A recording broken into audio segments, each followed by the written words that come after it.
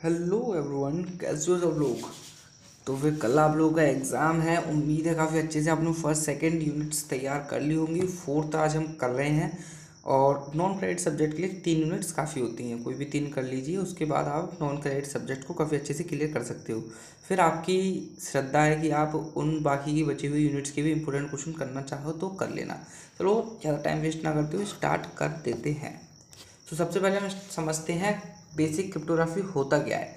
तो cryptography basically हम बात करें तो एक तरीका होता है जिसके ज़रिए हम लोग हमारे मैसेज को, हम जो मैसेज किसी के पास सेंड करना चाहते हैं, हम जो इन्फॉर्मेशन किसी के पास सेंड करना चाहते हैं, उसे हम जो रीडेबल फॉर्म है उसमें से कन्वर्ट कर देते हैं अनरीडेबल फॉर्म में। मतलब हमारा मैसेज है हेलो, अगर वो हेलो है वो तो रीडेबल फॉर्म है ना, मैं पढ़ सकता हूँ, आप पढ़ सकते हो। लेकिन जब मैं क्रिप्टोग्राफिक टूल लगाऊंगा तो वो हेलो किसी एक अनस्क्रैम्बल्ड फॉर्म में चला जाएगा, सॉरी स्क्रैम्बल्ड फॉर्म में चला जाएगा। मतलब हेलो की जगह कुछ ऐसा लिख कर आ जाएगा जिसको कोई और ना समझ पाए ये हेलो लिखा है। उसे ही बोलते हैं हम लोग साइफर टेक्स्ट। ठीक है, मतलब प्लेन टेक्स्ट से हम लोग साइफर टेक्स्ट के अंदर कन्वर्ट करते हैं, उसे हम लोग बोलते हैं क्रिप्टोग्राफी। ठीक है, तो ये आप पॉइंट्स पढ़ लीजिए, कोई दिक्कत हो तो कमेंट कर देना।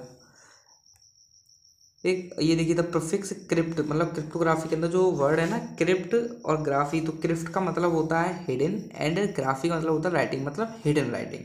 ठीक, in cryptography technique which are used to protect information obtain from mathematical concept and set of rule based algorithm. ठीक है, मतलब हम लोग क्रिप्टोग्राफी के अंदर जिन सारे तरीकों से हम लोग में प्लेन टेक्स्ट को साइफर टेक्स्ट के अंदर चेंज करते हैं, वो सब हमारे मैथमेटिकल कॉन्सेप्ट्स होते हैं जिनको हम लोग एल्गोरिथम वगैरह बोलते हैं। आई थिंक आपको क्लियर हो गया होगा। चलिए अब देखिए, these algorithms are use for cryptographic की generation, digital signing, verification to protect privacy, web browser और internet and to protect confidential transaction such as credit card and debit card transactions. मतलब कि हम लोग, हाँ, इसका मतलब है कि हम लोग जब हम क्रिप्टोग्राफी करने के लिए, आई मीन प्लेन टेक्स्ट से साइफर टेक्स्ट कन्वर्ट करने के लिए हम लोग कुछ मैथमेटिकल कॉन्सेप्ट्स का यूज़ करते हैं, इनको हम लोग एल्गोरिथम बोलते हैं। वही एल्गोरिथम क्या होता है, हेल्प करता है हमको की जनरेशन के अंदर। अब की क्या होता है, की मतलब जिस चीज़ से हम लोग प्लेन टेक्स्ट को साइफर टेक्स्ट में कन्वर्ट करते हैं या फिर साइफर टेक्स्ट से वापस प्लेन टेक्स्ट में लाते हैं। साइफर टेक्स्ट और प्लेन टेक्स्ट में कोई कन्फ्यूजन नहीं होना चाहिए, एक बार फिर से वीडियो को पीछे रिपीट करके सुन लो। ठीक है, अब बेसिक टर्म्स इन क्रिप्टोग्राफी, ये हमारे 4-5 बेसिक टर्म्स है, इन्हें हमें समझना होगा तभी हम आगे की चीज़ों को समझ पाएंगे। तो सबसे पहला था इनक्रिप्शन एंड डिक्रिप्शन। इनक्रिप्शन मतलब क्या होता है, इनक्रिप्शन मतलब होता है प्लेन टेक्स्ट को साइफर टेक्स्ट के अंदर कन्वर्ट कर देना। मतलब हमारा जो रीडेबल फॉर्म था उसको रीडेबल फॉर्म से अनरीडेबल फॉर्म के अंदर कन्वर्ट कर देना, डेट इज कॉल्ड इनक्रिप्शन।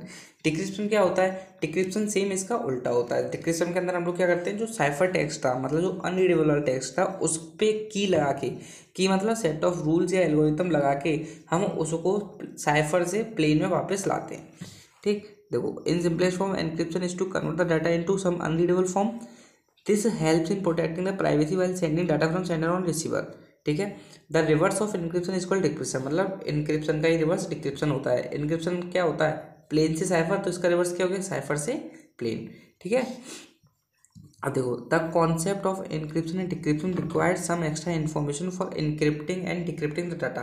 मतलब अगर किसी डाटा को आपको इनक्रिप्शन करना है या डिक्रिप्शन करना है तो उसके लिए कुछ हमें से कुछ एक्स्ट्रा एल्गोरिथम्स चाहिए होते हैं। उन एक्स्ट्रा एल्गोरिथम्स को ही हम लोग की बोलते हैं। देखो, a key is a piece of information और code that is use to transform plain text into cipher text. समझ में आया, आई थिंक बहुत अच्छे से आ गया होगा। चलो आगे चलते हैं। नॉन रेप्यूटेशन क्या होता है, नॉन रेप्यूटेशन का मतलब पहले पॉइंट्स पढ़ लें। Non repudiation is a way to prove that someone sent a message और did something that and can not deny it later. मतलब बेसिकली नॉन रेप्यूटेशन मतलब होता है कि कोई भी अपनी बात से मुकर नहीं सकता है। ठीक, जैसे अगर किसी ने आपको मैसेज भेजा तो बाद में वो ये नहीं बोल सकता है कि ये मैसेज उसने नहीं भेजा। इस चीज़ के लिए जो ऑथेंटिकेट करेगी वो होगी हमारी क्रिप्टोग्राफी। मतलब क्रिप्टोग्राफी के अंदर ही नॉन रेप्यूटेशन मेंटेन होता है। ठीक है, अगला, this principle is important in situations where proof of the origin of message action is necessary, for example in legal और फाइनेंशियल ट्रांजेक्शंस। मतलब ये जो नॉन रेप्यूटेशन वाला प्रिंसिपल है ये हमें उन सिचुएशंस में काफ़ी हेल्पफुल साबित होता है जहाँ पे हमें प्रूफ चाहिए होता है कि मैसेज कहाँ से जनरेट हुआ। मतलब बेसिकली हम बात करें तो लीगल टर्म्स में, अगर कहीं पे कोई लीगल केस चल रहा है वहाँ पे बोलेगा कि ये वाला मैसेज कहाँ से आया, तो अब इस चीज़ के लिए रिस्पॉन्सिबल क्या होगा, नॉन रेपुटेशन। नॉन रेपुटेशन में बोलेगा कि नॉन रेपुटेशन की मदद से हम लोग प्रूव कर सकते हैं कि ये मैसेज वहीं से आया जहाँ से हम कहना चाह रहे हैं। ठीक है, नॉन रेपुटेशन समझ में आ गया होगा। अब देखो भाई अवेलेबिलिटी। अवेलेबिलिटी का मतलब होता है कि जब हम डाटा को चाहें तब हमारे लिए डाटा अवेलेबल हो। तो इंक्रिप्शन डिक्रिप्शन आ गया आपको, नॉन रेपुटेशन आ गया, अवेलेबिलिटी आ गया। नॉन रेपुटेशन को फिर से बोल दे रहा हूँ, नॉन रेपुटेशन का मतलब होता है कि अगर एक यूज़र है उसने एक मैसेज यूज़र बी को भेज दिया तो बाद में वो उस मैसेज के लिए डिनाई नहीं कर सकता। इस चीज़ के लिए ही नॉन रेपुटेशन का जन्म हुआ है। ठीक है, अगला आता है ऑथेंटिकेशन। ऑथेंटिकेशन तो आप बहुत अच्छे से जानते ही हो, फिर भी कर लेते हैं। The authenticity principle in cryptography ensures that data comes from a trusted source and has not been forged और मॉडिफाइड।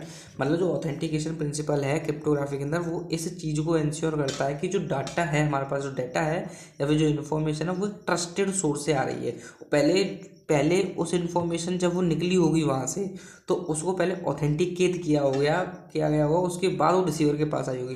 तो ऑथेंटिकेशन वाला जो प्रिंसिपल है वो इसी बात को इंश्योर करता है कि ये जो इन्फॉर्मेशन आ रही है वो एक ट्रस्टेड, एक अच्छे यूजर से आ रही है, ना कि कोई हैकर वगैरह से आ रही है। In other word it provide assurance that the sender of a message is who they claim to be. अगर हम दूसरे वर्ड्स में बोलें, मतलब कि ऑथेंटिकेशन का मतलब होता है कि जो इंसान क्लेम कर रहा है वही उसी ने इस मैसेज को हमारे पास सेंड किया है, ना कि किसी अटैकर ने जो उसके जैसा पोज करने की कोशिश कर रहा है। आई थिंक क्लियर होगा। चलो फिर से बोलता हूँ। तो ऑथेंटिकेशन का मतलब होता है, तो बेसिकली ऑथेंटिकेशन का मतलब होता है, मतलब ऑथेंटिकेशन हमें इस बात की श्योरिटी देता है कि ये जो मैसेज के जो हमें सेंडर दिख रहा है एक्चुअली में भी ये मैसेज उसी सेंडर के पास से आ रहा है। कई बार क्या होता है कि जो अटैकर्स होते हैं वो कुछ तिकड़म लगा के ऐसा करते हैं, मतलब वही अटैक करते हैं कि खुद मैसेज भेजते हैं, लेकिन जो रिसीवर होता है उसको लगता है कि ये ट्रस्टेड इंसान के पास से आ रहा है जिससे वो रिसीवर जानता है, बट एक्चुअली में ऐसा नहीं होता है। तो इस चीज़ की जो श्योरिटी होता है वो हमारा ऑथेंटिकेशन वाला प्रिंसिपल देता है। देखिए, it provides assurance that the sender of a message is who they claim to be and that the message has not been tampered with during transmission. मतलब जो क्लेम कर रहा है, मतलब जो कह रहा है कि ये मैसेज मैंने भेजा है, एक्चुअली में भी वही भेज रहा है। और दूसरी बात कि मैसेज को जब हम ट्रांसमिशन हो रहा है उस टाइम पे उसकी इंटीग्रिटी को अफेक्ट नहीं किया गया है। There are several techniques used to provide authenticity, including digital signature, hash functions, public infrastructure। तीनों काफ़ी इंपॉर्टेंट चीज़ है। डिजिटल सिग्नेचर के ऊपर तो क्वेश्चन कई बार आया है, हैश फंक्शन के ऊपर भी आया है, तो आगे हम डिस्कस करेंगे इन सब चीज़ों को। ठीक, अभी हम कह सकते हैं कि जो ऑथेंटिकेशन वाली चीज़ है वो हमें इन तीन चीज़ों से मिलती है। डिजिटल सिग्नेचर से मिल सकती है, हैश फंक्शन से मिल सकती है, एंड पब्लिक कीज इंफ्रास्ट्रक्चर से भी मिल सकती है। देखो, suppose Alice sends a message to Bob and now Bob wants to prove that the message has been sent by Alice। मतलब अलाइस ने कोई मैसेज भेजा बॉब को, अब बॉब इस बात का प्रूफ चाहता है कि ये मैसेज सिर्फ अलाइस ने भेजा है। तो ये चीज़ जब भी पॉसिबल होगी जब अलाइस वो कुछ काम करे, मतलब वो कुछ एक्शंस परफॉर्म करे जो कि सिर्फ अलाइस ही कर सकता है। ठीक है, तो चलो भाई, अब टाइप्स ऑफ क्रिप्टोग्राफी हमारी तीन टाइप की होती है। एक होती है सीक्रेट की क्रिप्टोग्राफी, एक होती है पब्लिक की क्रिप्टोग्राफी, एक होता है हैश फंक्शन। तो पहले करते हैं हम लोग सीक्रेट की। देखो यहाँ से काफ़ी ज़्यादा इंपॉर्टेंट चीज़ें चल रही हैं, क्योंकि क्रिप्टोग्राफी से कई बार क्वेश्चन ऐसा हुआ है 2 से ज़्यादा भी फ्रेम हो जाते हैं, वहाँ पर एक ही सेक्शन के अंदर 2 से ज़्यादा क्वेश्चन आ जाते हैं। तो क्रिप्टोग्राफी बहुत आसान यूनिट भी है और बहुत ज़्यादा इंपॉर्टेंट भी है। तो देखो, सीक्रेट की क्रिप्टोग्राफी क्या होता है। सीक्रेट की क्रिप्टोग्राफी के अंदर हम लोग सिर्फ एक सिंगल की यूज़ करते हैं। सिंगल की, यहाँ पे की का मतलब ऐसा कोई की नहीं लगाते हैं। वहाँ पे की का मतलब मैंने आपको बता रखा है कि ये कोई कोड होता है, पीस ऑफ कोड होता है जो कि हमारे प्लेन टेक्स्ट को साइफर टेक्स्ट के अंदर कन्वर्ट करता है। सेम इसी तरीके से सीक्रेट की क्रिप्टोग्राफी के अंदर हम लोग सिर्फ एक ही की से प्लेन से साइफर में आएंगे और उसी की से साइफर से प्लेन में जाएंगे। ठीक है, समझ में आया। तो this type of cryptography technique just uses single की यूज़ करता है, याद रखना।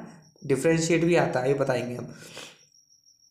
सेंडर क्या करता है, जब हमारा मैसेज को इनक्रिप्ट करता है तो उस टाइम पे वो एक की लगा दी, मतलब एक उसने पीस ऑफ कोड लगा दिया जिससे प्लेन टेक्स्ट किस में आ गया, इनक्रिप्टेड टेक्स्ट में आ गया। अब जो रिसीवर होगा उसे तो इनक्रिप्टेड टेक्स्ट समझ में नहीं आएगा, उसे वो इनक्रिप्टेड टेक्स्ट से वापस प्लेन टेक्स्ट चाहिए होगा। तो उसके लिए क्या करेगा, वो उसी पीस ऑफ कोड, उसी इन्फॉर्मेशन को दोबारा से लगाएगा, उसी की को दोबारा से लगाएगा और वो प्लेन से साइफर से प्लेन में वापस आ जाएगा। ठीक है, लेकिन सीक्रेट की क्रिप्टोग्राफी के अंदर सबसे बड़ी प्रॉब्लम ये थी क्योंकि यहाँ पे सेम की यूज़ हो रही है। अब उसको डिस्ट्रीब्यूट कैसे किया जाए, क्योंकि यहाँ पे चांसेस हाई होते हैं कि किसी हैकर के पास ये इन्फॉर्मेशन पहुंचेगी तो वो तुम्हारे सारे मैसेज को डिक्रिप्ट कर लेगा। तो इस वजह से सीक्रेट की क्रिप्टोग्राफी थोड़ा सा रिस्की रहता है। अब आ रही है public key cryptography. Public key cryptography के मतलब होता है कि यहाँ पे हम दो कीज़ का इस्तेमाल करते हैं, एक होती है प्राइवेट की, एक होती है पब्लिक की। प्राइवेट की जो होता है उसे हम लोग अपने पास सेफ रखते हैं, उसे हम किसी और को नहीं देते हैं, जबकि हम अपनी पब्लिक की अपने जान पहचान वालों के पास दे देते हैं, जिससे कि जब हम मैसेज भेजें तो वो हमारी पब्लिक की से हमारे मैसेज को डिक्रिप्ट कर सकें आसानी से। जैसे देखो ये प्लेन टेक्स्ट था, अब ये मैंने इसे इनक्रिप्ट किया। इनक्रिप्ट किससे करेंगे, मैं अपनी प्राइवेट की से करूँगा। पर इनक्रिप्ट हो जाएगा, इसके बाद जब रिसीवर को मिलेगा ना तो वो इसे डिक्रिप्ट करने के लिए मेरी प्राइवेट की नहीं करेगा, मेरी पब्लिक की करेगा। मतलब इनक्रिप्शन प्राइवेट से होगा, डिक्रिप्शन पब्लिक की से होगा। इतनी बात समझ में आई, इसे पढ़ भी लो। This type of cryptography technique involves two key crypto system in which secure communication can take place between receiver and sender over insecure communication channel since a pair of key applied, so this technique also known as asymmetric cryptography. हाँ देखो, पिछले वाले को symmetric encryption भी बोलते हैं, तो नाम चाहे सिमेट्रिक असिमेट्रिक से आए, सीक्रेट की क्रिप्टोग्राफी चाहे पब्लिक की क्रिप्टोग्राफी है, सारी चीज़ें एक ही। तो इस बात को याद रखना है, कई बार कन्फ्यूजन करने के लिए हो जाता है बच्चों को। चलिए आगे बढ़ते हैं। ये सब मैंने बता दिया, आप पढ़ लेना एक बार। अब देखो ये काफ़ी ज़्यादा इम्पोर्टेंट है, इसके लिए आप थोड़ा सा ध्यान से समझना, क्योंकि 10 नंबर में आ जाता है दोनों के बीच में डिफरेंशिएट बताओ। और अगर आपने डिफरेंशिएट भी याद कर ली तो सिर्फ ओनली सीक्रेट किया जाए तो भी आप लिख सकते हो इन सीक्रेट की वाले पॉइंट्स को, ओनली पब्लिक किया गया तो ओनली पब्लिक की वाले पॉइंट्स को ले सकते हो। तो देखो सबसे पहला पॉइंट, सिमेट्रिक क्रिप्टोग्राफी होती है। सिमेट्रिक क्यों होती है, क्योंकि एक ही की यूज़ की जाती है। पब्लिक के अंदर असिमेट्रिक होती है, क्यों, क्योंकि इसके अंदर दो अलग अलग डिफरेंट कीज़ को यूज़ करते हैं। ठीक, यूज इज सिंगल की फॉर इंक्रिप्शन डिक्रिप्शन, यहाँ पे दो कीज़ को यूज़ करते हैं इंक्रिप्शन और डिक्रिप्शन के लिए। Secret key cryptography uses symmetric की एल्गोरिथम, सीक्रेट की क्रिप्टोग्राफी के अंदर सिमेट्रिक की एल्गोरिथम यूज किया जाता है, और यहाँ पर हम असिमेट्रिक की एल्गोरिथम यूज करते हैं। ठीक है, secret key cryptography generally consider less secure because same की यूज, सही बात है, क्योंकि सीक्रेट की क्रिप्टोग्राफी के अंदर सिर्फ एक ही की यूज़ हो रही है और उसके अंदर चांसेस ऑफ अटैक ज़्यादा हो जाते हैं। बट एक्चुअली में पब्लिक की क्रिप्टोग्राफी के अंदर दो की यूज़ की जाती है, एक प्राइवेट और एक public, that's why it is safer than secret key cryptography. Secret key cryptography is fast because same की यूज। अब देखो सेम की यूज़ की जा रही है, जिससे हम इनक्रिप्ट कर रहे हैं उससे हम डिक्रिप्ट कर रहे हैं, तो फास्ट तो होगी। बट ये पब्लिक की क्रिप्टोग्राफी जो होती है हमारी थोड़ी सी स्लो होती है, क्योंकि यहाँ पे एक प्राइवेट की इनक्रिप्शन के लिए यूज़ की गई है, पब्लिक की डिक्रिप्शन के लिए यूज़ की गई। Secret key cryptography generally simple to understand implement. से बात सीक्रेट की क्रिप्टोग्राफी यार एक ही तो की यूज़ हो रही है, एक ही तो कोड हम लगा रहे हैं इनक्रिप्शन और डिक्रिप्शन के लिए, तो फिर सिंपल तो होनी है। बट एक्चुअली में ये थोड़ी सी कॉम्प्लेक्स होती है, क्योंकि इसके अंदर तो डिफरेंट टाइप्स की कीज़ को यूज़ करते हैं। 7 although it is stronger to protect files but relatively less stronger than public key cryptography. मतलब कि जो हमारा सीक्रेट की क्रिप्टोग्राफी होती है वो हमारी स्ट्रॉन्गर तो होती है, मतलब वो वहाँ का हमारी फाइल्स को प्रोटेक्ट तो कर सकती है, बट जब हम कंपैरिजन की बात करें तो हमारा पब्लिक की ज़्यादा स्ट्रॉन्गर होता है। ठीक है, इसके बाद आता है secret key cryptography requires a careful management of keys. मतलब कोई सीक्रेट की क्रिप्टोग्राफी के अंदर क्या है, सिंगल की है तो सिंगल की ज़्यादा हमें ज़्यादा अच्छे तरीके से उसकी मैनेजमेंट करनी पड़ेगी, उसे की डिस्ट्रीब्यूशन की रिवोक्यूशन करने में। की रिवोक्यूशन क्या होता है, की रिवोक्यूशन मतलब होता है जब भी हमारी की एक लीक हो जाती है, किसी हैकर को पता चल जाता है, या फिर उस की का जब हमें काम नहीं रहता है तो हम उस की को टर्मिनेट कर देते हैं, मतलब उस कोड को हम टर्मिनेट कर देते हैं, जिससे कि कोई और उसे अपने गलत पर्पज़ के लिए यूज़ ना कर ले। ठीक, इधर देखिए 9th वाला पॉइंट पब्लिक की में, public key cryptography is commonly used in open system. ये पब्लिक की क्रिप्टोग्राफी क्या होती है, ओपन सिस्टम में यूज़ की जाती है, where security must maintain even if the communication channels are not secure. And secret key cryptography is commonly used in close system where security is maintained.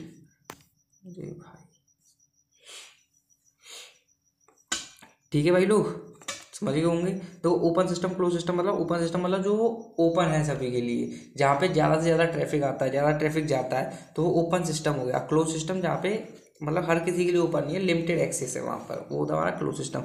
10 marks में question चाहे एक secret key cryptography के लिए आए चाहे public के लिए आए, आपको दोनों में से किसी एक को लिख देना है। ठीक है, चलो भाई, हैश फंक्शन, ये हमारा तीसरा क्रिप्टोग्राफी है। तो हैश फंक्शन क्या होता है, तो हैश फंक्शन मतलब एक टाइप का क्रिप्टोग्राफिक प्रोटोकॉल होता है जो कि प्लेन टेक्स्ट को मैथमेटिकल फॉर्म्स में चेंज करता है। देखो पॉइंट्स पढ़ लेते हैं। Hash function is a type of cryptographic algorithm that takes in any input data takes in input data of any size and returns a fix size output called hash. देखो hash function में क्या होता है, हमने input data दे दिया, हमने कोई message दिया, हमने नॉर्मल मैसेज रखा, उसके ऊपर हमने लगा दिया हैज फंक्शन। तो हैज फंक्शन क्या करता है, उस मैसेज के बदले हमें एक मैथमेटिकल आउटपुट देता है। उस मैथमेटिकल आउटपुट को ही हम लोग बोलते हैं हैज़, या फिर उसे हम लोग मैसेज डाइजेस्ट भी बोलते हैं। अब मज़ेदारी की बात ये है, देखिए जैसे ये इनपुट है, फॉक्स लिखा हुआ है, अब हमने इसके ऊपर हैज़ फंक्शन लगाया तो हमें ये चीज़ मिल गया, एक कोड मिल गया हैज़ वैल्यू, इसको हम लोग हैज़ वैल्यू लेंगे, इसको मैसेज डाइजेस्ट बोलेंगे। The red fox run across the ice, इसके ऊपर हैज़ फंक्शन लगाया तो हमें ये मिल गया। अब इसमें इंपॉर्टेंट बात ये है कि जब एक मैसेज फॉक्स लगाया ना, तो इसका आप जितनी भी बार निकाल लेना हैज़ वैल्यू हमेशा यही आएगी। अगर फॉक्स का ना कुछ भी चेंज हुआ तो हैज़ वैल्यू चेंज हो जाएगी। मतलब हैज़ वैल्यू के अंदर क्या खास बात है कि ये एक चीज़ के लिए हमेशा यूनिक रहती है, एक मैसेज के लिए हमेशा यूनिक रहती है, और इस चीज़ का हम यूज़ करते हैं क्रिप्टोग्राफी के अंदर। आप कैसे करते हैं तो वो थोड़ा पॉइंट वाइज आप समझा लेते हैं। देखो, the output hash is unique to the input data, मतलब वही मैंने बताया यूनिक रहता है, मतलब एक शब्द के लिए एक हैज़ वैल्यू आएगी और वो किसी और के लिए नहीं आएगी, सिर्फ उसी के लिए आएगी। ठीक, which means that even a small change in the output will result in vastly different has. अगर हमने इनपुट के अंदर थोड़ा सा भी स्मॉल चेंज किया तो हैज़ वैल्यू काफ़ी ज़्यादा चेंज हो जाएगी। हैश फंक्शन है primarily use for data integrity और ऑथेंटिकेशन पर्पस। देखो हैश फंक्शन को हम लोग डाटा इंटीग्रिटी के लिए यूज़ करते हैं, ऑथेंटिकेशन के लिए यूज़ करते हैं। डाटा इंटीग्रिटी मतलब डाटा के अंदर कोई भी अनऑथराइज्ड पर्सन चेंज ना कर सकता। Values return by hash function, hash function लगाने के बाद कुछ हमें वैल्यूज भी नहीं होते, हम लोग मैसेज डाइजेस्ट बोलते हैं, सिंपली हैज वैल्यू बोलते हैं। अब देखिए भाई, for example when you download a file from internet, the website might provide you with a hash of the file। अब जब आप लोग किसी फाइल को इंटरनेट से एक्सेस कर रहे हो, मान लो, ठीक, जैसे ये आपका इंटरनेट है, इस इंटरनेट से आपने किसी फाइल को डाउनलोड किया। अब यहाँ पे डाउनलोड करने के साथ साथ आपको फाइल मिली, फाइल के साथ इसका हैश फंक्शन भी मिला, हैश फंक्शन ही हैश वैल्यू भी मिला। अब आप हैश फंक्शन लगा के इस फाइल से हैश वैल्यू निकाल सकते हो। एक तो इंटरनेट से मिला पहले से, और एक ही ये मिला, आपने खुद निकाला। अब आप दोनों को कंपेयर कर सकते हो, क्योंकि मैंने बताया कि हैज़ वैल्यू क्या होती है, यूनिक होती है।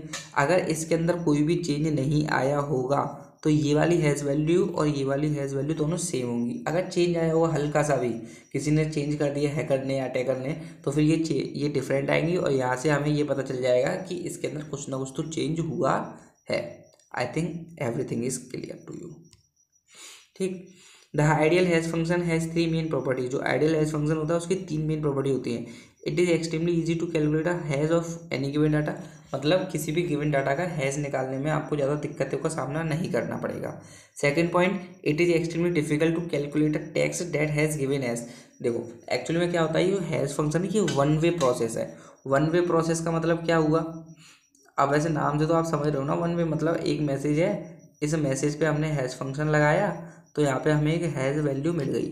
अब ऐसा नहीं है कि हम इस हैज़ वैल्यू से वापस से मैसेज ऑब्टेन कर सकें, ऐसा नहीं होगा। मैसेज से सिर्फ हैज़ वैल्यू हमें मिलेगी, लेकिन हैज़ वैल्यू से मैसेज हमें कभी भी नहीं मिलता, इस वजह से ये वन वे प्रोसेस होता है। अब देखो भाई, ये पॉइंट नंबर ए, 6 का ए बता दिया, 6 का बी भी बता दिया कि हम लोग गिवन हैज़ से टेक्स्ट को जो टेक्स्ट हमने लिखा था उसको हम वापस नहीं ऑब्टेन कर सकते हैं। It is extremely unlikely that two different message however close will have same hash. ये तो बहुत ही ज़्यादा नामुमकिन जैसा केस है कि अगर दो सेम मैसेज, मतलब दो मैसेज अलग अलग है, उनकी सेम हैज़ वैल्यू आ जाए, ऐसा बिल्कुल हो ही नहीं सकता। ठीक है, पढ़ लेना ये अच्छे से। और मैसेज डाइजेस्ट और हैज़ वैल्यू ये तो मैंने बता दिया आपको, अगर आप पढ़ना चाहो तो यहाँ से पढ़ लेना, बहुत सिंपल भाषा के अंदर लिखा है, कुछ भी इसके अंदर हार्ड लैंग्वेज में नहीं है। आ जाओ डिजिटल सिग्नेचर पर, काफ़ी ज़्यादा इंपॉर्टेंट टॉपिक है ये। तो डिजिटल सिग्नेचर क्या होता है, बेसिकली डिजिटल सिग्नेचर की बात करें है तो हमारा ये क्रिप्टोग्राफिक प्रोटोकॉल ही, और ये मतलब बेसिकली हमारी मैथमेटिकल टेक्निक होती है जो हमें हेल्प करती है कि हम किसी भी मैसेज की ऑथेंटिसिटी को मेंटेन कर सकते हैं, उसकी इंटीग्रिटी को मेंटेन कर सकते हैं। ये काम उसी तरह करता है जो नॉर्मल मैसेज होता है, उसी तरह काम करता है, पर वो वहाँ पे फिजिकली साइन करते हैं और इसको हम लोग कंप्यूटर की हेल्प से, कोड की हेल्प से हम इसमें काम करते हैं। ठीक है, तो ये जो 3 पॉइंट्स हैं इन्हें पढ़ लेना काफ़ी अच्छे से, क्योंकि डिजिटल सिग्नेचर कई बार आया हुआ है। तो अब इसकी वर्किंग समझ लेते हैं होता क्या है। तो बेसिकली अगर हमको डिजिटल सिग्नेचर की हेल्प से हमें सिग्नेचर क्रिएट करना है, देखो हाउ इट वर्क्स में लिखा है, तो अगर आपसे वर्किंग है तो भी यही लिख देना। अगर आपसे बोले कि हम लोग डिजिटल सिग्नेचर कैसे ऑब्टेन करते हैं तो भी इसे लिख सकते हो। अब देखो क्या होता है, सबसे पहला स्टेप होता है ऑब्टेन अ डिजिटल सर्टिफिकेट। ये सर्टिफिकेट लेना काफ़ी ज़्यादा ज़रूरी होता है। ये सर्टिफिकेट क्या होता है, जिसको भी आपको डिजिटल सिग्नेचर करना है, मतलब अगर मैं डिजिटल सिग्नेचर करना चाहता हूँ तो मुझे पहले सर्टिफिकेट अथॉरिटी से डिजिटल सर्टिफिकेट लेना होगा, उसके बाद ही मैं अपना डिजिटल सिग्नेचर कर सकता हूँ।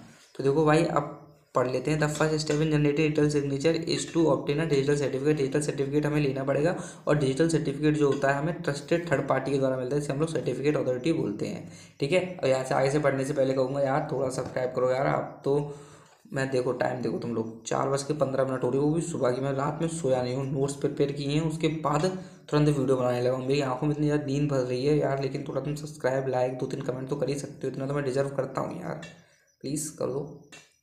चलो आगे देखो, डिजिटल सर्टिफिकेट तो थर्ड पार्टी से आया था, और ये डिजिटल सर्टिफिकेट, जैसे सर्टिफिकेट कोई भी चीज़ हो, तो आपके कास्ट सर्टिफिकेट होते हैं, इनकम सर्टिफिकेट होते हैं, वो इस चीज़ को वेरीफाई करते हैं कि हाँ इस बंदे की यही कास्ट है, या फिर हाँ इस बंदे का यही इनकम लेवल है।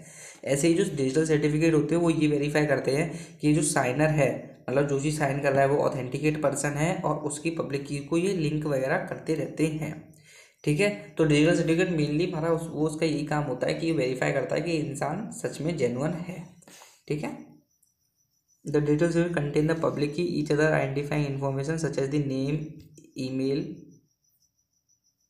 Address of the signer. मतलब डिजिटल सर्टिफिकेट के अंदर सारी की इन्फॉर्मेशन होती हैं, जैसे कि उसका नेम क्या है, उसकी ईमेल एड्रेस क्या है, और उसकी पब्लिक की क्या है, ये सब चीज़ हमारे डिजिटल सर्टिफिकेट के अंदर आती है। और उसके बाद मैसेज डाइजेस्ट हमें बनाना होता है। अब मैसेज डाइजेस्ट हम कहाँ से ऑप्टेन कर सकते हैं, तो मैंने तुमको पहले ही बताया, मैसेज डाइजेस्ट हमें हैज़ फंक्शन लगाने के बाद ही मिलता है। तो हमें क्या करना है, जिस डॉक्यूमेंट को हम साइन करना चाहते हैं, सबसे पहले हम क्या करेंगे, उस डॉक्यूमेंट के ऊपर हैज़ फंक्शन लगाएंगे। अब हैज़ फंक्शन लगाने की वजह से क्या होगा, हमें एक हैज़ वैल्यू मिलेगी। हैज़ वैल्यू मिल जाएगी ना, तो हमारा पास अभी इतना काम है, पहले तो डिजिटल सर्टिफिकेट लिया, दूसरा हमने मैसेज डाइजेस्ट या फिर हैज़ वैल्यू हमने निकाल ली। अब क्या करेंगे, हम उस हैज़ वैल्यू को इनक्रिप्ट करेंगे। अब इनक्रिप्ट कैसे करेंगे, हम लोग इनक्रिप्शन डिक्रिप्शन तो जानते ही हैं, हम अपनी पब्लिक की से, सॉरी शायद प्राइवेट की से करते हैं, हाँ हम क्या करेंगे, अपनी प्राइवेट की से उस हैज फंक्शन के ऊपर इनक्रिप्शन कर देंगे। देखो फिर से समझाता हूँ। देखो जैसे मान लो ये हमारा कोई मैसेज है, इस मैसेज को आप इनक्रिप्ट करना चाहते हो, तो इसके ऊपर क्या किया आपने, उठाई हैश फंक्शन और लगा दिया। हैश फंक्शन लगाने की वजह से इसकी मान लो 32xy32 ये हैश वैल्यू मिल गई। ठीक है, अब क्या करना है, हमें इसके ऊपर इनक्रिप्शन परफॉर्म करना है प्राइवेट की से। इनक्रिप्शन परफॉर्म करना है किससे, प्राइवेट की से। किसकी प्राइवेट की, जो सेंडर है या फिर जो साइनर है, मतलब जो साइन करना चाहता है या फिर जो सेंड कर रहा है डॉक्यूमेंट को, वो इसके ऊपर क्या लगाएगा, अपनी प्राइवेट की लगाएगा। प्राइवेट की से ये प्लेन टेक्स्ट था, अब ये साइफर टेक्स्ट के अंदर आ जाएगा। तो साइफर टेक्स्ट कैसा होगा, मान लो x3, अरे यार ये तो इसी के जैसा हो रहा है, रुको, मान लो हाँ साइफर टेक्स्ट क्या होगा, x(a)(2) छोटा a ई, इस टाइप से साइफर टेक्स्ट आ गया। अब इसको तो किसी को पता चलेगा नहीं कि ये इससे हमारा कुछ क्या मैसेज लिखा हुआ था या क्या हैज़ वैल्यू थी। ठीक है, तो अभी तक फिर से सुनो, मैसेज लिया हमने, उसके ऊपर हैज़ फंक्शन लगाया, हैज़ फंक्शन से हैज़ वैल्यू मिली। अब उस हैज़ वैल्यू के ऊपर हम लोग अपनी प्राइवेट की लगा रहे हैं और उससे उसे साइफर टेक्स्ट के अंदर कन्वर्ट करते हैं।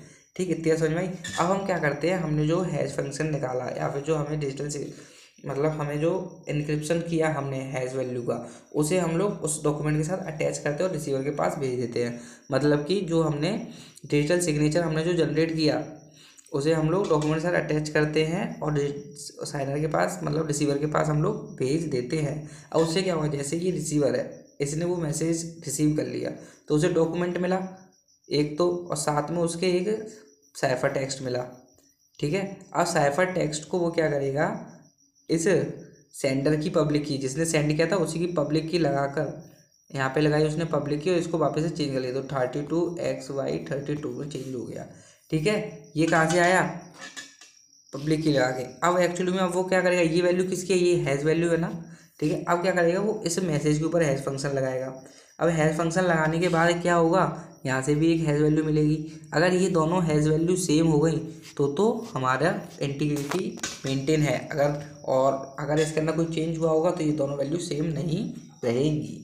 ठीक है, बहुत अच्छे से समझ में आ गया होगा। अब देखो फोर्थ वाला पॉइंट तो मैंने बता दिया। फिफ्थ वाला, वेरीफाई द डिजिटल सिग्नेचर, जब रिसीवर रिसीव करेगा डिक्रिप्ट कर देगा हैज़ वैल्यू को अपनी पब्लिक की से और एक हैज़ वैल्यू मिलेगी। अब जो रिसीवर अप्लाई करेगा hash function to the data which he receive, मतलब जिस डेटा को वो उसने रिसीव किया उसके ऊपर भी लगाएगा और दोनों हैज़ वैल्यू कंपेयर करेगा। अगर दोनों सही हैं तो पास हो गया, अगर दोनों में से एक की भी वैल्यू चेंज हो रही है दोनों की तो फिर वहाँ पे इंटीग्रिटी अफेक्ट हुई है। एप्लीकेशन और digital signature, digital signature mainly 3 चीज़ों पर काम करता है, authentication, non repudiation and integrity. Authentication मैं बता चुका हूँ। ऑथेंटिकेशन का मतलब होता है जो यूज़र क्लेम कर रहा है सच में वही यूज़र सेंड कर रहा है। नॉन रेप्यूडिएशन का मतलब बता चुका हूँ। नॉन रेप्यूडिएशन से मतलब क्या होता है कि एक इंसान ने अगर कोई आपको मैसेज सेंड कर दिया तो वो बाद में उस बात से पीछे नहीं हट सकता है कि ये मैसेज उसने किया था, यानी non repudiation gives us assurance that someone can not deny after sending an information और डेटा। ठीक है, देखो पढ़ लो। नॉन रेप्यूडिएशन मीन्स एश्योरेंस और something that can not be denied. It ensures that someone to a contract और communicate can not later deny that authenticity of the signature. अगर signature है तो वो डिनाई कर नहीं सकता कि ये चीज़ उसने सेंड नहीं की है। ठीक है, अब देखो टाइप्स ऑफ डिजिटल सिग्नेचर, एक मिनट। एल्गोरिथम्स, हाँ एल्गोरिथम्स इन डिजिटल सिग्नेचर। डिजिटल सिग्नेचर के अंदर कौन कौन से एल्गोरिथम यूज़ होते हैं? तो 3 एल्गोरिथम यूज़ होते हैं। देखो भाई सुन लो, पेपर में 10 नंबर में क्वेश्चन आएगा और 10 नंबर में तुम सिर्फ एक चीज़ नहीं लिख सकते हो, तुम्हें 2-3 चीज़ें लिखनी तो लिखनी पड़ेगी, तभी मार्क्स मिलेंगे। 10 के 8, 10 नंबर नहीं मिलते हैं, 8 तो मिलेंगे कम से कम। तो सबसे पहले डिजिटल सिग्नेचर लिखो। डिजिटल सिग्नेचर के अंदर हम लोग कैसे वर्क करते हैं वो लिखो, कैसे जनरेट करते हैं, उसके अंदर क्या क्या एल्गोरिथम यूज़ होते हैं वो लिखो। इस तरीके से तो मिलेंगे 10 नंबर। सबसे पहला आता है की जनरेशन एल्गोरिथम। की जनरेशन एल्गोरिथम का मतलब होता है कि हम लोग को सबसे पहले की जनरेट करनी होती है। की जनरेशन एज सच कोई बहुत बड़ी चीज़ नहीं है। की जनरेशन के अंदर हमें 2 की सिलेक्ट करनी पड़ती है, एक पब्लिक और प्राइवेट। प्राइवेट वाली की से हम लोग मैसेज को इनक्रिप्ट करेंगे और पब्लिक वाली से उसे डिक्रिप्ट करेंगे। तो की जनरेशन एल्गोरिथम आपको समझ में आ गया होगा कि इसके अंदर हमको बेसिकली 2 की सिलेक्ट करनी होती है, एक प्राइवेट की और एक पब्लिक की। उनके जरिए हमें बाकी का इनक्रिप्शन परफॉर्म करना होता है। साइनिंग एल्गोरिथम, साइनिंग एल्गोरिथम के अंदर क्या होगा, उस जो डॉक्यूमेंट आपको मिल रहा है उस डॉक्यूमेंट को साइन करना पड़ेगा। करेंगे कैसे? पहले उसके ऊपर हैज़ फंक्शन लगाएंगे, हैज़ वैल्यू मिलेगी, उसे इनक्रिप्ट करेंगे। तो यहाँ से हमारा साइनिंग एल्गोरिथम भी हो गया। एक बार पढ़ लेना, काफ़ी सिंपल है। देखो क्या करो, मैं जो बोल रहा हूँ ना पहले उसे सुन लो, वीडियो को पॉज करो और फिर उस एक बार रीडिंग कर लो, समझ में आ जाएगा मैंने क्या बोला है। नोट्स काफ़ी सिंपल है, सिंपल लैंग्वेज में। A signing algorithm produces signature for the document. The signing algorithm is used to generate a digital signature for the document. The algorithm using the signer's private key and a hash function. सब कुछ मैंने बता दिया, कुछ भी नया नहीं है इसके अंदर। ठीक, signer signature verification algorithm. Signature verification algorithm के अंदर क्या होता है कि हमें जो सिग्नेचर किया है उसे हमें मेंटेन वेरीफाई करना है। आप करेंगे कैसे? तो देखो, the algorithm involves using signer's public key and the same hash function used by the signer to generate the original message direct. मैं आपको बता चुका हूँ ऑलरेडी वर्किंग कि जो मैसेज होता है उसी पे हम हैश वैल्यू निकालते हैं, उसी को हम लोग वेरीफाई करते हैं, वही होता है हमारा सिग्नेचर वेरिफिकेशन एल्गोरिथम। ठीक, अब टाइप्स ऑफ डिजिटल सिग्नेचर, ये क्वेश्चन एक बार आया था कि explain any 3 types of digital signature. तो 3 टाइप डिस्कस करने थे, उसके लिए मैं 3 टाइप बता दे रहा हूँ। सबसे पहला होता है basic digital signature. Basic digital signature मतलब simplest form of digital signature. इसके अंदर कुछ भी हाई फाई चीज़ नहीं है। नॉर्मली हम लोग मैसेज को साइन करते हैं प्राइवेट की से और वेरीफाई करते हैं पब्लिक की से। इसके अंदर नॉर्मल चीज़ है, सब कुछ जो मैंने बताया वही इसके स्टेप्स हैं। दूसरा होता है ब्लाइंड सिग्नेचर। ब्लाइंड सिग्नेचर क्या होता है? तो जो ब्लाइंड सिग्नेचर होता है उसे हम वहाँ यूज़ करते हैं जहाँ पे जो सेंडर है और जो साइनर है उन दोनों के बीच में ट्रस्ट नहीं है। मान लो जो सेंडर है वो ये चाहता है कि ये जो साइनर है वो बस साइन कर दे और मेरे मैसेज को पढ़े नहीं इसके अंदर क्या लिखा हुआ है, तो वहाँ पे हम लोग ब्लाइंड सिग्नेचर का यूज़ करते हैं। इसमें क्या होता है, पहले से ही हम पूरे मैसेज को इनक्रिप्ट कर देते हैं और हमारा जो साइनर है वो बस उसको साइन करता है और बाकी काम हो जाता है। तो बेसिकली ये जो ब्लाइंड सिग्नेचर वाली चीज़ है वो हमारी वोटिंग सिस्टम के अंदर काफ़ी यूज होती है, क्योंकि हमें नहीं पता हम किसके लिए वोट करें, हम बस अपना वोट कास्ट कर देते हैं वहाँ पे, वो हमारा साइन हो गया। ठीक है, following are the steps to use blind signature. देखो पहला, user generate a message to be signed and a random value called blinding factor. User जो होता है जनरेट करता है उस मैसेज को, वाला मैसेज निकालता है जो उसको साइन करना है और एक रैंडम ब्लाइंडिंग फैक्टर जनरेट करता है। ठीक, user then encrypt the message using the blinding factor as the encryption key. अब इसने जो रैंडम ब्लाइंडिंग फैक्टर चूज किया था ना, इस ब्लाइंडिंग फैक्टर की मदद से उस मैसेज को इनक्रिप्ट कर देता है। This result in a blinded message that is send to the signer. और इससे क्या हो गया, ब्लाइंडेड मैसेज हो गया। ब्लाइंडेड मैसेज मतलब इनक्रिप्टेड मैसेज हो गया, साइफर टेक्स्ट वाला मैसेज हो गया जो कि साइनर के पास जाएगा, उसे इसके बारे में कोई नॉलेज है ही नहीं। The signer receive the blind message and sign it without knowing the content of the message. वही सारा मैसेज उठाता है, साइन कर देता है, उसको पता नहीं चलता अंदर क्या है। The signature the signer return the sign blind contact message to the user, और यूजर को वापस से वो भेज देता है साइन करने के बाद। The user then decrypt the sign blind message using the blinding factor to obtain the signature on the original message. समझ गए? मतलब यूजर क्या करता है, वो ब्लाइंड फैक्टर द्वारा से लगाता है और उस इनक्रिप्टेड मैसेज को डिक्रिप्ट करके साइन ले लेता है। समझ में आया? अब देखो टाइम स्टैम्प डिजिटल सिग्नेचर, ये हमारा थर्ड टाइप का डिजिटल सिग्नेचर है। इसके अंदर क्या होता है, हम लोग जब भी डिजिटल सिग्नेचर क्रिएट कर रहे हैं साथ में उसका टाइम भी क्रिएट, जो इस टाइम कर रहे हैं वो भी टाइम उसके साथ अटैच हो जाता है, और ये ऑथेंटिसिटी को मेंटेन करने में हेल्प करता है, इंटीग्रिटी को मेंटेन करने में हेल्प करता है। देखो time stamped digital signature are a type of digital signature that includes a time stamp which provide evidence that the signature was created at a specific point of time. जैसे मैं हूँ, मैंने आपको अपना एक डॉक्यूमेंट भेजा, उसके बाद डिजिटल सिग्नेचर भेजा, उसके बाद टाइम स्टैम्प भेजा। मैंने बोला कि 4:12 का टाइम स्टैम्प आएगा, और उसके अंदर टाइम स्टैम्प मान लो अलग आता है, तो यहाँ से मेरे को पता चल जाएगा ना कि यार वो बंदा बोल रहा था कि 4:12 का आएगा, बट इसके अंदर आ रहा है 5:10 का, तो मतलब बीच में कुछ ना कुछ तो गड़बड़ हुई है और दोबारा से इसे साइन किया गया है। समझे? तो टाइम स्टैम्प काफ़ी ज़्यादा हेल्पफुल रहता है इस तरीके से। This can be useful for legal और regulatory purpose. It allow parties to prove the authenticity and integrity of signed document at a particular time. समझ गए? काफ़ी अच्छे समझ गए होंगे। अब steps for generating digital signature, क्या करना पड़ेगा आपको? सबसे पहले तो क्रिएट द डॉक्यूमेंट, मतलब डॉक्यूमेंट ही आपको लेना पड़ेगा। First step is to create document that need to be signed. Second, generate the signature. Signature कैसे जनरेट होता है? प्राइवेट की से होता है ना, तो प्राइवेट की से हम लोग सिग्नेचर को जनरेट करेंगे। Signature generate a digital signature using private key. The digital signature is unique code that verify the identity of the signatory. उसके बाद generate a time stamp, time stamp generate करेंगे। Next, a time stamp is generated which record the date and time of the signature. मैंने बता दिया आपको time stamp generate होता है जो कि डेट और टाइम रिकॉर्ड करता है। अब दोनों को हम लोग कंबाइन कर देते हैं, सिग्नेचर को टाइम स्टैम्प को, और digital signature time stamp combine created time stamp digital signature.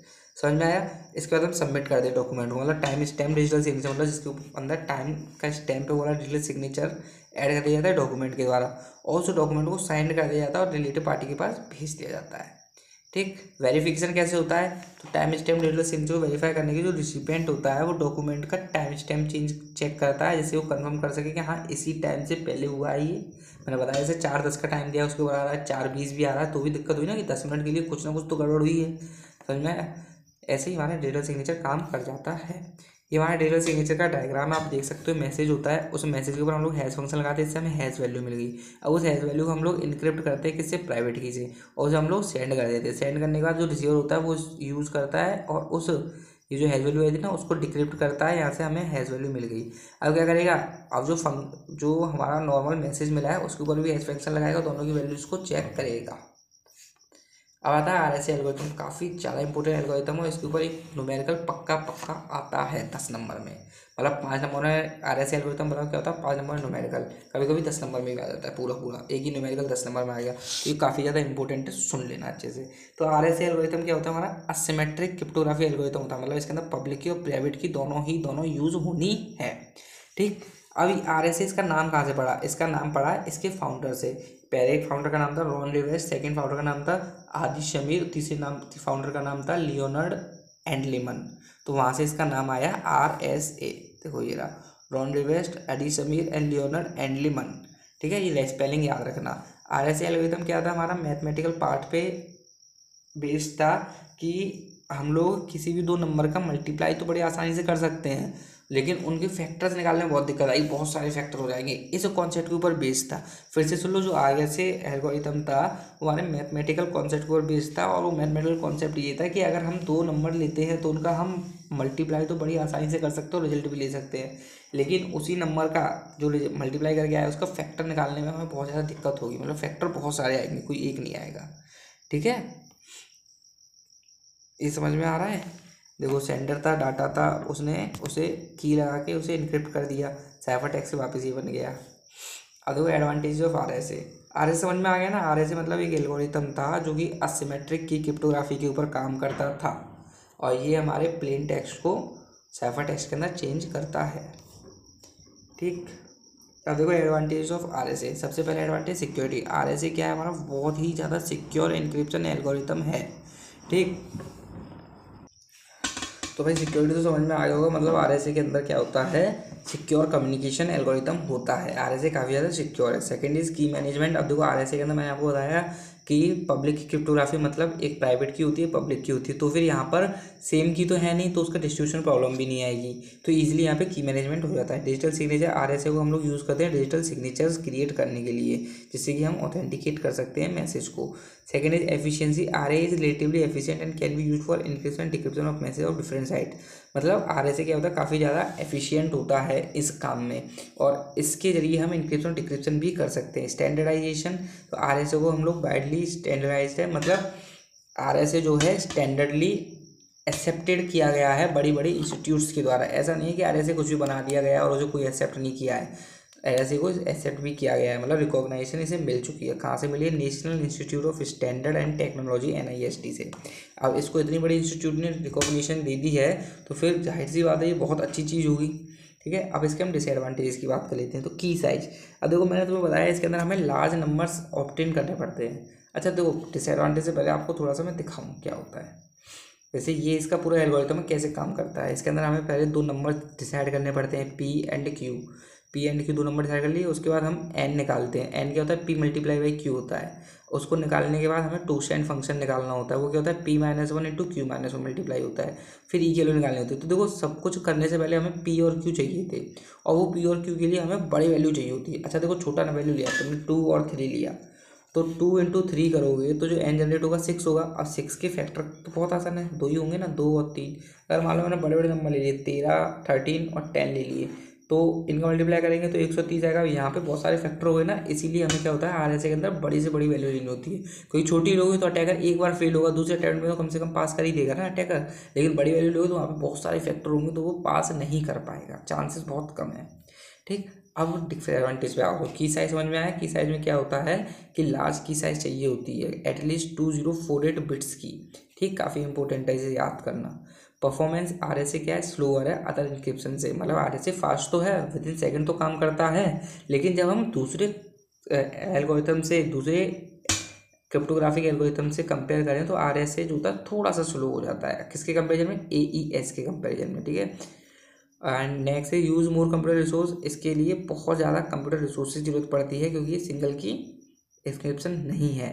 Single की के अंदर सिर्फ एक ही की से काम हो जाता है, इसके अंदर ये एसिमेट्रिक है, तो यहाँ पे दो की तो लगती हैं। Wide spread security compromise is possible if an attacker determine person private key his her entire message can be read. सही बात है भाई, अगर किसी को उस पर्सन की प्राइवेट की के बारे में पता चल जाता है तो वो सारे मैसेजेस को रीड कर सकता है। वल्नरेबिलिटी टू अटैक, आरएसए हमारा वल्नरेबल रहता है, मतलब इसके अंदर कुछ ना कुछ वल्नरेबिलिटी रहती है। तो ये इसके डिसएडवांटेज थे। डिसएडवांटेज समझ में आए। पहला डिसएडवांटेज की साइज, दूसरा डिसएडवांटेज परफॉर्मेंस, तीसरा डिसएडवांटेज है हमारा मोर कंप्यूटर रिसोर्सेज यूज़ करता है, चौथा disadvantage wide spread security compromise, पांचवा वल्नरेबिलिटी अटैक। ठीक, तो इसका जो न्यूमेरिकल है मैं अभी PPT में तो करा नहीं पाऊंगा, खुद मैं आपको समझा दूंगा एक पर्टिकुलर वीडियो ला के, लेकिन देखना जरूर से, क्योंकि 10 नंबर में आता जरूर है। ठीक, ये एग्जाम्पल के बाद में आप ट्राई कर लेना। अब आते हैं हमारे रियल वर्ल्ड प्रोटोकॉल्स। तो रियल वर्ल्ड प्रोटोकॉल्स को हम लोग नेक्स्ट वीडियो में कवर करते हैं। यहाँ तक देख लीजिए, समझ जाए।